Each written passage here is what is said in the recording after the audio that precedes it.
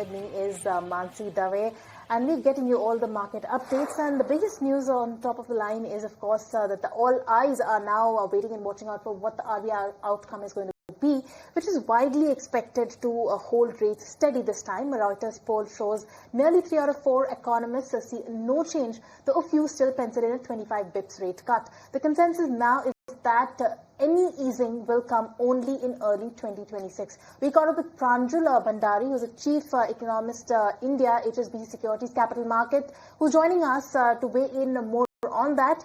Hi Pranjul, thank you so much for taking the time out and joining us. Pranjul, tell us, do you think that the RBI has enough room to cut rates in the month of October, given the benign inflation but a persistent rupee weakness or depreciation? Yeah, that's a great question. My sense is that looking at inflation, which is their main target, they are inflation targeting central bank, there is a lot of room to cut rates. At the end of the day, we have inflation forecast for September between 1 and 1.5%. So they definitely have room to cut. Of course, FX volatility has hurt in the last few days, but my sense is that it is not out of the ordinary and shouldn't really come in the way of rate cuts at this point of time. But having said that, there is room, but is this the right time to employ the room? And I think here I have a slightly different view. My sense is that growth data that we've had between the last policy meeting and this policy meeting hasn't really shown any renewed weakness. On the one hand, the 50% tariff is hurting growth, but on the other hand, all of the tax cuts that we've seen, income tax, GST, that's adding to growth. So overall, the two are crossing each other, and there's no renewed reason on the back of growth to really give a rate cut in October. In fact, I think that once Diwali is over, then suddenly things may start looking a little more bleak because the consumption demand of Diwali will be behind us. And if at that point 50% tariff rates are still there, then I think the right time to cut would be in December. In fact, I would argue that if 50% tariff continues until then we may have to cut in December and February. It's just that I think there's space now, but we can wait and watch in October because we have to see this entire Diwali season completely pan out.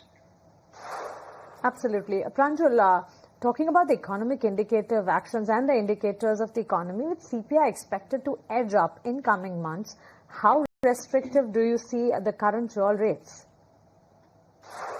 Yes, so look, CPI will go up next year, but a lot of it is going to be on the back of a low base from this year.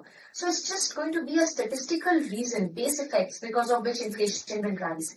The real price increases in the economy, I think, will remain quite modest. So year-on-year inflation will be high, but month-on-month inflation, I think, will remain quite low because growth is on the weaker side, oil prices are low, food inflation is low. So my sense is overall, I don't think inflation is really going to be a big problem. In fact, I would say that this is not just India, this is around the world, that policymakers are reacting more to weak growth rather than inflation dynamics. And I think we'll see the same in India. If growth weakens, I think the central bank will cut rates. All right, speaking of central banks, how much weight will RBI place on global central banks' moves, particularly the Fed, in timing its rate cuts? That's an interesting one. Around the world, we see some central banks who are very closely tied to what Fed does. But generally speaking, RBI is not that tied to what Fed does, simply because, India has its own very unique growth inflation dynamics. So although you can't completely close your eyes to Fed is very important, I think what RBI will really focus on at this point is growth in India. If growth is weak, especially after Diwali, I think rate cuts are coming. If growth is not weak, I don't think rate cuts are coming.